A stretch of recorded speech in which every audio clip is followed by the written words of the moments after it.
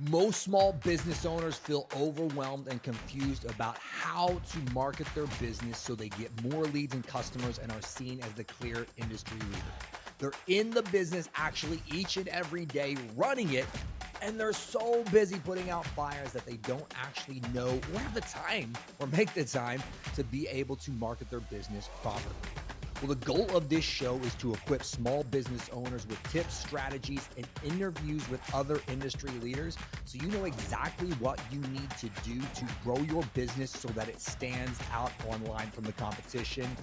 Welcome to Marketing Domination. Guys, my name is Sean Garner, and I am so excited to get this podcast officially started again for serving small business owners. I have been in the online marketing business world for several years. And if you scroll back through this, you'll see various iterations of my career in online marketing, from being in the online fitness space to the online fitness business coaching world to where now I own Sean Garner Consulting, where we are a digital marketing agency that serves small business owners as a certified STORYBRAND guide, where we help them build, fill, and optimize their sales funnels. And the whole reason I wanted to start this podcast was for a couple of things. One, a lot of the marketing content that I've seen out there is more so geared to people like me. It's for marketing agency owners and helping them to know tips and strategies about how to, the technical side of actual marketing. Or the opposite is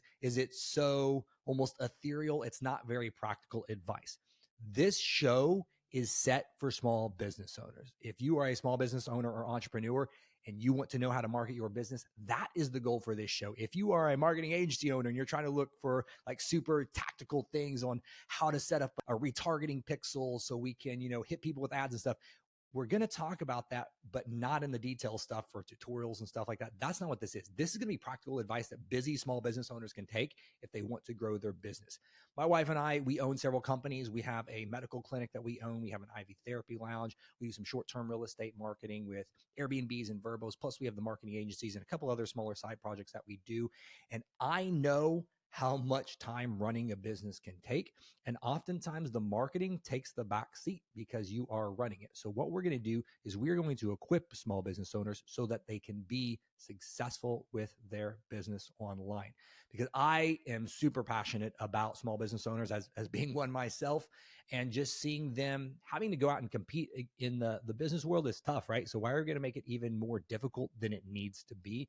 And I want to help small business owners compete against the big, huge industry dominators so they can be the industry dominators. I think that your revenue that your business generates shouldn't dictate the success of your marketing abilities. I think there's a lot of things that small business owners can do to be successful with their marketing, growing their business. And unfortunately, they just don't know these things. So that's what we're going to do on this show. So kind of my goals for this show and kind of setting the expectations on what to expect. Goals are, we're going to serve small business owners. If the content we create doesn't help small business owners learn what they need to do to market their business, to get more leads and customers and to be seen as the industry leader and help them grow their business, we don't need to be posting it on this show. That's what this show is all about, is serving small business owners to market their business. What you can kind of expect for these first series of episodes is I'm going to take you through what I call the Marketing Domination Framework, where it is a step-by-step process on what I believe small business owners should do to set up the foundation of your marketing. So the first episode today is I'm going to give you a high-level overview of what this system looks like, and then we're going to break it down step by step on the next probably about 8 to 12 episodes so we can show you guys tactically how to implement some of these things into your business. Then we're going to start interviewing. I've been very blessed and fortunate to be surrounded by a lot of successful other business owners, entrepreneurs, thought leaders in the small business space. So we're going to be bringing them on to then speak into certain of these topics. Then some other things I've got planned in the future is actually taking you guys step by step through a client process on taking a business from nothing and walking you guys and giving you guys behind the scenes access as we actually set up this marketing. So if you are trying to, bootstrap some of this stuff and do it yourself, I want you guys to know exactly what you need to do so you're not wasting your time with busy work, but you're doing things that are actually going to move the needle forward and grow the business. So that's my goal for this show.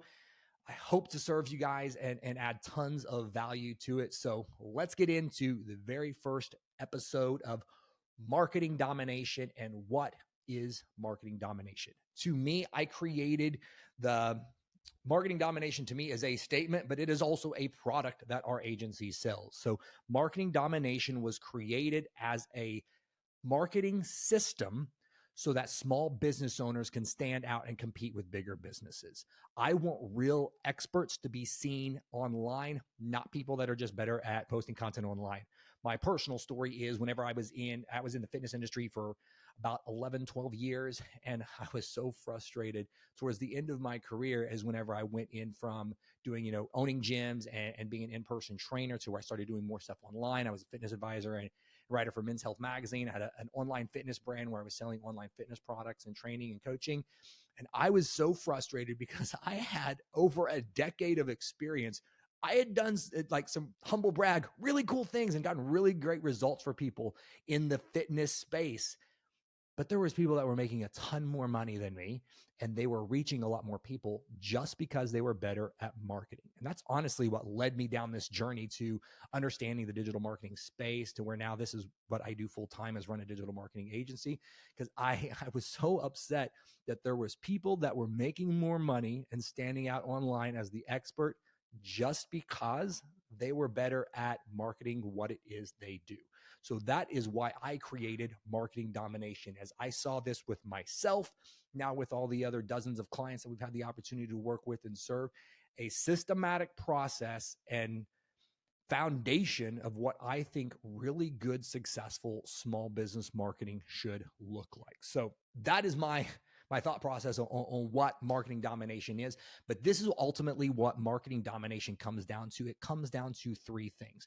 The very first thing, and it has three steps, but it all is all surrounded by the thought of a sales funnel. So you may have heard the term sales funnel before. I'm going to tell you what I think a sales funnel is, because if you've seen anything in a digital marketing or online space, you may have heard of a company called ClickFunnels, who really popularized the concept of a sales funnel.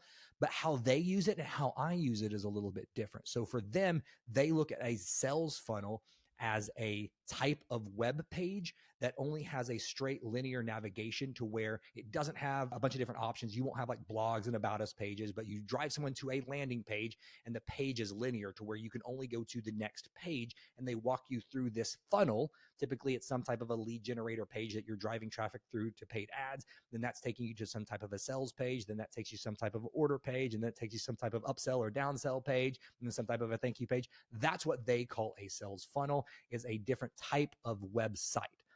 For me, a sales funnel is the overall process and system of taking somebody who doesn't know you exist and funneling them through different stages of a customer relationship, so they get from not knowing who you are to starting to like you, starting to know who you are, starting to trust you, and ultimately becoming customers, but then even a deeper level, super fan customers for life.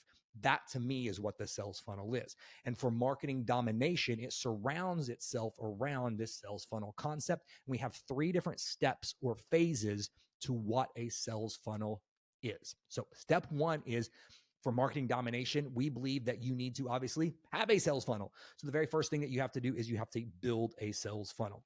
Second thing that you need to do is you need to then fill that sales funnel, because, Field of Dreams is a great movie, but not a good marketing strategy. If you build it, does not mean they will come. So we have to actually be able to fill the sales funnel up. And then the third thing is we need to optimize that sales funnel. Once we've built this thing and we're starting to send people through, well, now we actually have data to make good decisions by. I tell my customers this all the time. We don't make decisions in our business and our marketing based upon personal preference or emotion. In today's world especially, we have so many data points. We make decisions based upon data. And so after we've been able to build the funnel, fill it, then we start optimizing it with all the data that we have coming in. We're going to know what keywords are working well. What are some steps we need to add some extra automation to? And so that way we are not filling this bucket up and it's leaking out the site, and we want to optimize our sales funnel. So that is our approach and philosophy for what marketing domination is. Now, what I want to do is I want to break down each one of these steps at a very high level overview so you understand what it takes for each one of those steps. And then on the future episodes, we are going to break down those steps even more into the individual aspects of it. So if you feel overwhelmed by anything that we talk about, just know in the future episodes that are coming out, we're breaking down each one of these steps, because with this show as well, I want it to be actionable. One of the quotes that I say to myself and to clients all the time is knowledge without execution or application is meaningless. So if you're listening to this podcast as you're working out, driving, and you don't take something from it to go make and grow your business and make your business better, I'm just going to be honest, you are wasting your time. Instead of listening to this podcast, you probably should have been working on your business. So the goal for this is that as you're listening to it, there is going to be something actionable with each episode that you can take. So the actionable thing that I want you to do today is, as we're getting ready to go through these steps of what this marketing domination framework looks like, from building, filling, and optimizing your sales funnel, you are starting to take a mental note of what aspects you have in place or that you need to optimize. Maybe it was on the to-do list for a long time, and we need to kind of go back through and start cleaning this stuff up. So this is what the marketing domination framework is step one is build a sales funnel. So for us, a sales funnel, whenever we're starting this process out, the very first thing that we start with is your branding. So to build a sales funnel, we have to start with the branding. That's kind of the foundation of everything that we do. We have a different approach to that. So as a certified story brand guide, we focus majority of our branding on the words that we speak. Your branding is two different aspects. There's the visual aspect of your branding, which is unfortunately what most people think of and over focus on, especially when it's a new business and it's exciting. And then there's the second aspect of it, which is the messaging of your branding. So we want both of those things. You need both of them, and they're both important and they need to work together. But unfortunately, most people just focus on the visual aspect of the branding and not the messaging. So for overall setting your branding, what you need is you're going to need a logo. You're going to need colors, fonts, so that way everything looks cohesive as you put things together. But I think oftentimes, especially when it's a newer business, they get too excited about that aspect and they forget even about the words that they're using in their branding. They're excited about making t-shirts and hats and business cards and seeing their logo on maybe a side of a building or a vehicle, and they're not actually thinking about the words that they're talking about. They're more concerned about the colors and logos. I don't want to discount that stuff, but to me, I have very rarely, I don't want to say never because I don't like using like over and always and stuff, but I have very rarely, if ever, heard a customer say, wow, that business has a cool logo. I want to go give them money, right? But you've heard this, wow, it sounds like they're speaking directly to me. So that's why I definitely, on the branding side, logos, colors, fonts, all that stuff is important and it needs to look awesome. But the words are what really sells. So for us, whenever we're doing our branding and creating a branding sheet for a client, we're doing all that stuff. But the main thing that we're focusing on to really make sure that we're optimizing is the messaging.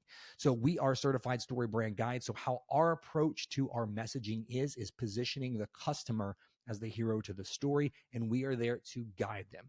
Story brand framework, we're going to do tons of episodes on that, guys, because I love this stuff. But it ultimately comes down into 7 different talking points for your marketing and all of your messaging that you use throughout your organization. Sales calls, sales scripts, internal communications, your website, social media, email, it all is going to come around the branding of your messaging. And so what it does is it's kind of the hero's journey of the words that you use in your marketing. So it all starts out with your character. Your customers want something. But the second thing is there's a problem that's keeping them from getting what they want. That problem is seen and felt at 3 different levels. The external problem is the main thing they're dealing with. The internal problem is how that problem is making them feel. The philosophical problem is, why is that problem just morally wrong that they have to deal with that problem? So they want something, but they have a problem. So that's where they meet a guide. That's where you come in as the expert to help guide them. And how you guide them is with empathy and authority. And so empathy is, I understand what it's like to deal with this problem. Authority is, I've actually solved it for other people before. The fourth thing that we want to do is we want to then give them a plan. Hey, I understand that you want this. This is the problem. helped other people do this before. Here's the 3 things we need to do to get started on this problem. After we give them the 3-step process and show them how easy it's going to be to get that problem solved, we then want to call them to action. Do this thing. Don't learn more. Don't discover more. Schedule your call. Buy now. Book an assessment. Be very direct and call them to action so we can then, step 6 is help them avoid failure. What's all the bad things that these business owners are going to continue to deal with if they don't do business with you or get this problem solved? So then step 7, last talking point, is what are all the great things, that happily ever after, the successes that the customer will experience if they do work with you and you solve their problem. So we create all of that. We also will then take those talking points and create a one-liner statement, which is just the talking points of your branding all put together. So it's kind of like an elevator pitch to where you can very quickly talk about what you do, the problem you solve, how you do it, and how you make their lives better in a way that doesn't sound boring. That, friends, is your branding. That serves as the foundation of building out your sales funnel. Well, once we have that branding solidified, then we can go on to continue to build the sales funnel with your website. So whenever we're building out a website, the main thing that we're focusing on at first is the homepage. So typically there's 5 pages that we'll build out on a standard website marketing funnel. We'll typically have some type of a homepage, sales page that's formatted out in a specific way. We will have an about us page because Google kind of likes that. We'll typically have a services page. We'll have a blog, and then we'll have a scheduling contact us page. I love all those things, and we're going to go into a lot more detail in those in the future, but all those pages serve a specific point and reason, and we don't want to forget our branding as we're creating those. So we've made this awesome branding script talking about all the problems we solve for our customers. We then want to make sure that that translates through everything that we do. So on the homepage, we're going to do a lot of detailed versions on it, but the most important thing on the homepage or your sales page when people first go to it is the header. That's everything above the folder before somebody has to scroll through your page. And on that header, like I said, we're going to go through more detail in the future, but the most important thing is that your header does these 3 things. It quickly answers how you make their lives better, what problem you actually solve, and what they need to do to buy now or to get it. Most business owners are missing the mark here dramatically. If you open up their website and just look at it without scrolling, it's very difficult for the general person to actually know what you do, how you make their life better, and what they need to do to get it. Most business owners, they're going to have some type of ethereal statement like, discover how our trust helps build a better life.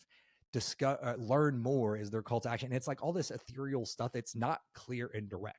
If we want to win and dominate online, we have to be clear and direct with our marketing and with our messaging and with our branding. So got our branding set up.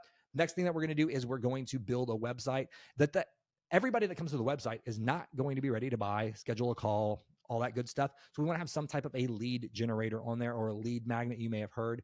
That's going to be something to where people are giving us their information, typically their phone number or email address, in exchange for something of value.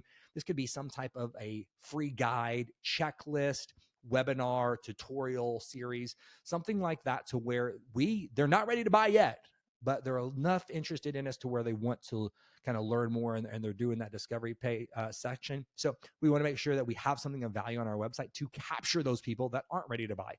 Well, after they do that, we want to plug them into an email sequence. We want to stay in contact with them, because the secret is not just in the lead generator thing we're giving out. We want to make sure that we're staying in contact with those people, because obviously they were interested enough to look for what we do. They landed on our website somehow, and then they weren't ready to buy, but they still think that we could solve the problem, but they need to get to know us a little bit more. Then we want to plug them into an email sequence that does that.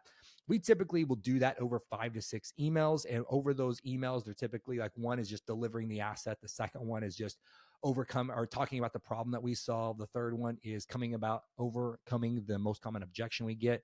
The fourth one is typically showing about how our way of doing things is a little bit different. So kind of a mindset shift for them. And then the fifth one is a strong call to action, like a sales email. And then sometimes we'll add another email in there based upon the type of business that we're working with. And how you space those out, again, depends on your price point, your sales cycle, and everything else. But we want to make sure we have something on our website that is collecting that information and then delivering value and staying in contact with those people. After we have that stuff in place, that to me is step 1 of the foundations of a sales funnel. We have something to where it clearly articulates what we do. We're able to send people to a place that we own, because I love this quote that I hear all the time from Amy Porterfield is, don't build your house on rented land. So on social media, that's rented land. You don't actually own it. You own your website. You own your email customer data and stuff. So you want to build your business around that. So we've got a place where we can send people to. They can buy our product or service or sign up, or they can schedule a call, an assessment, book an appointment, all of that stuff. And if they're not ready, we can get their information and we can follow up with them with a CRM tool, email marketing, and everything else. So now we have a sales funnel built. Once we build it, just because we have that stuff doesn't mean people will come. So then we want to actually fill our sales funnel.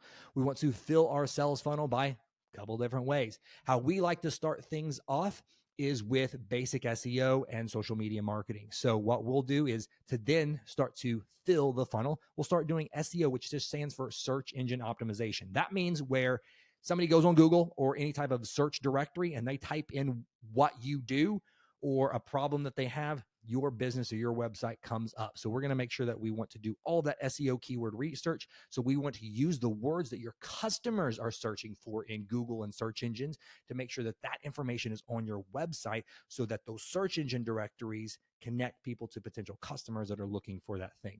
We like to do this with blog articles and content. That's why I said one of the core pages that we think we should have on your website are blogs.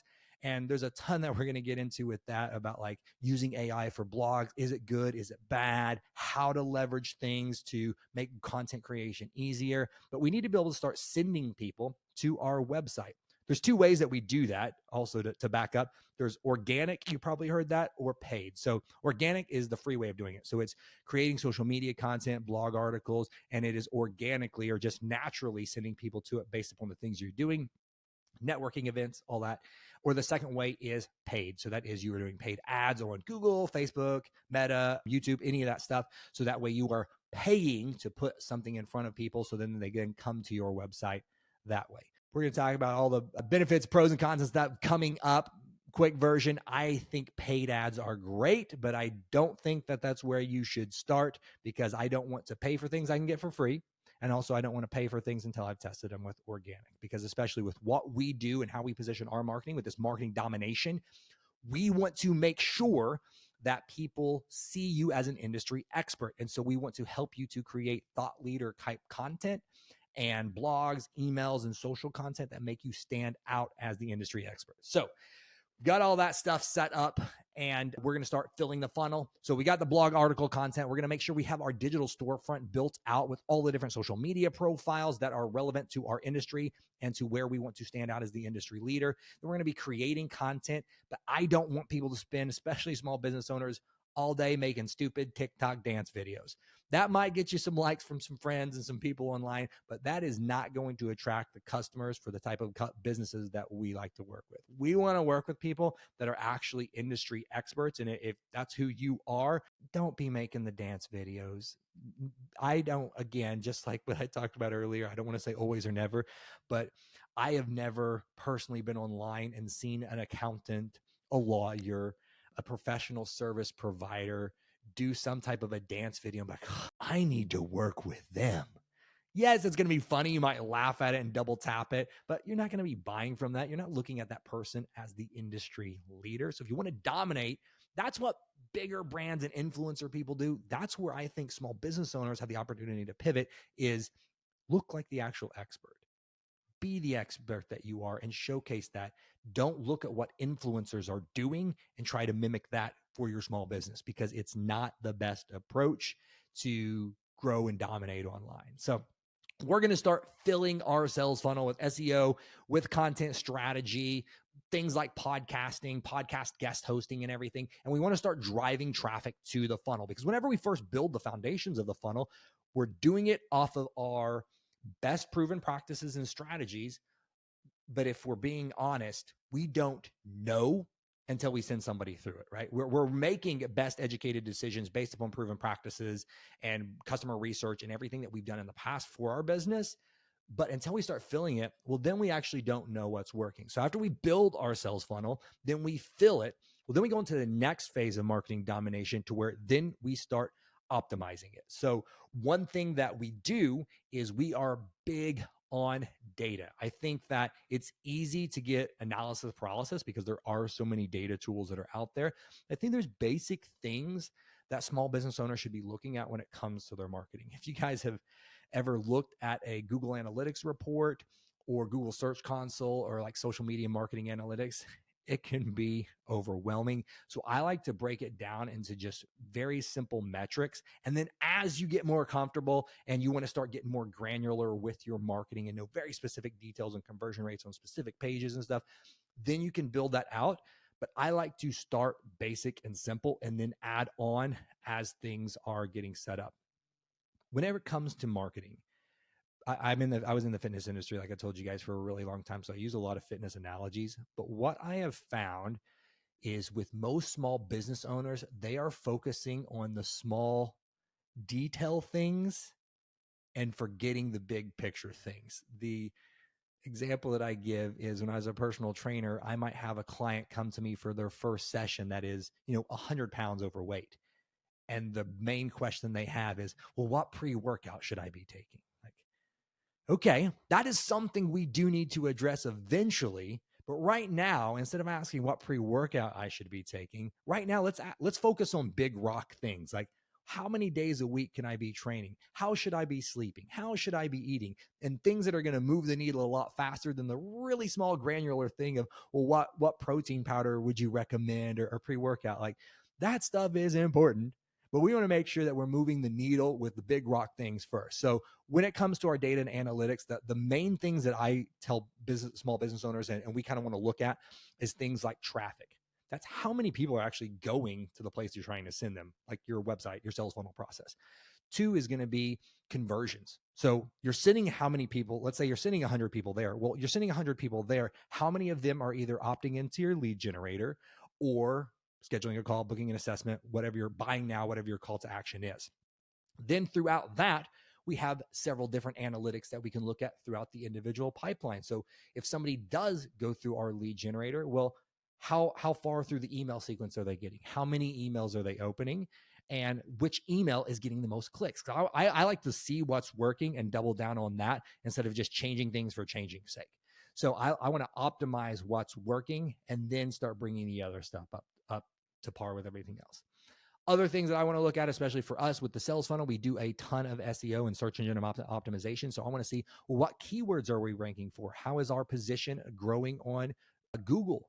The other big metric I like to look at for optimizing is Google reviews. How can we get more Google reviews? Because if you are a small business that has a local service area that you're servicing, Google business reviews is the most important thing that you can get for increasing your ranking. So we want to look at all these things to make sure that we're optimizing our sales funnel.